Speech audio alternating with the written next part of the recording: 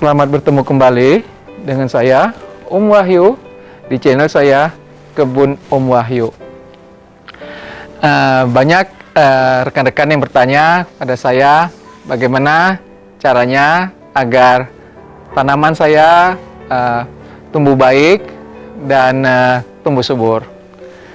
Nah, sebelum memulai bercocok tanam, kita harus memperhatikan beberapa faktor.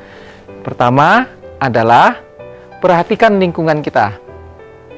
Misalnya, suhu. Ini nanti berhubungan dengan pemilihan jenis tanaman. Misalnya, suhu di Jakarta atau Surabaya yang sangat panas, tentu akan berpengaruh dengan pemilihan jenis tanamannya. Selain suhu, kita juga perlu perhatikan sinar matahari, baik intensitasnya, lamanya, dan juga arahnya. Dan juga perlu kita perhatikan juga faktor-faktor lain, yaitu faktor media dan perawatannya. Sekarang kita bahas satu persatu. Pertama, suhu.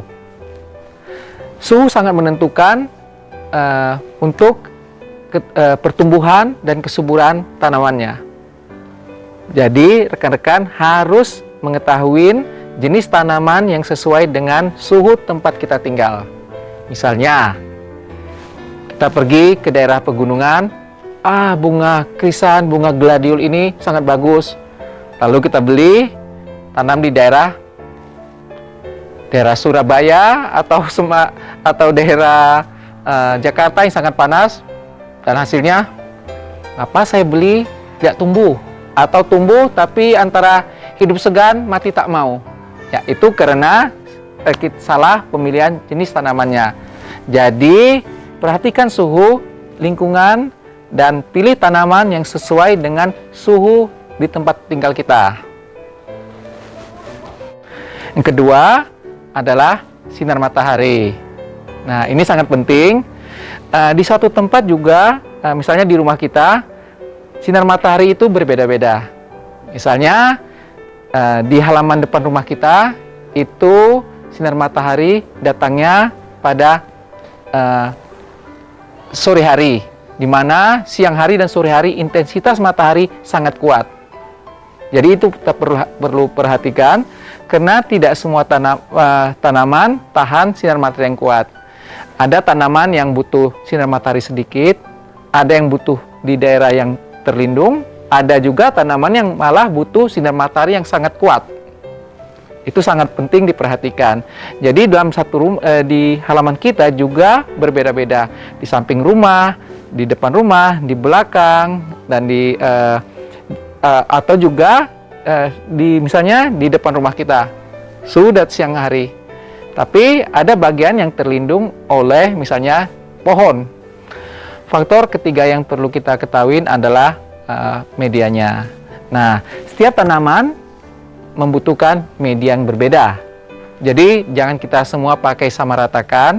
Misalnya media untuk kaktus itu tentu sangat berbeda dengan media untuk petunia atau media untuk anggrek. Jadi ini kita perlu perhatikan sekali.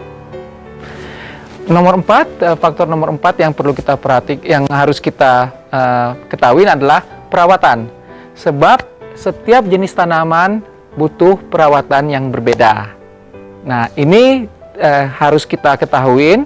Kita bisa pelajarin misalnya dengan membaca literatur, atau via internet juga bisa kita lihat, atau kita bisa juga melihat video-video dari internet, dan kita juga bisa bertanya pada teman atau rekan-rekan pecinta tanaman yang lain untuk berdiskusi, menanyakan cara perawatannya. Misalnya saja pemberian air, pemupukan, pemangkasan, cara penanaman.